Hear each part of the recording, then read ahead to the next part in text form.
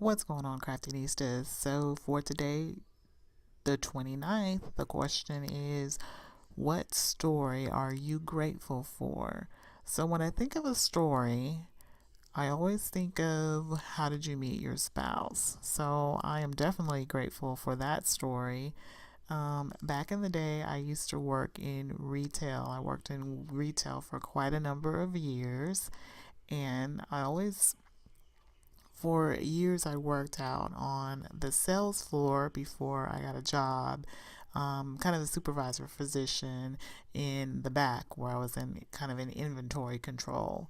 Um, but out on the floor, I worked mainly in the women's areas, and there was a short time, and don't quote me, it was a long time ago. I want to say it couldn't have been no more than 3 weeks. I want to say it was like 2 weeks where I was working in the jewelry counter, the jewelry department.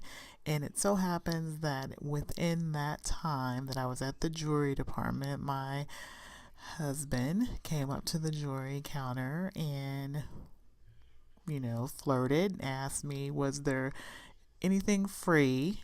And I looked at him like, are you serious? This is jewelry. Is anything free?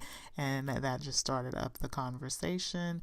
And I don't believe that if I wasn't over at that counter, um, we never would have met. And I think that at the right time and the right situation, that things will come into play. Because, like I said, I was normally, when I was out on the floor all the time, I was definitely in the women's area. So I think that was all set up at the right place, the right time. And it was just those few weeks out of all the years that I worked there, it was just those few weeks when I did work on that counter. So I am grateful for that. And that's history. So that was number 29, only one day left.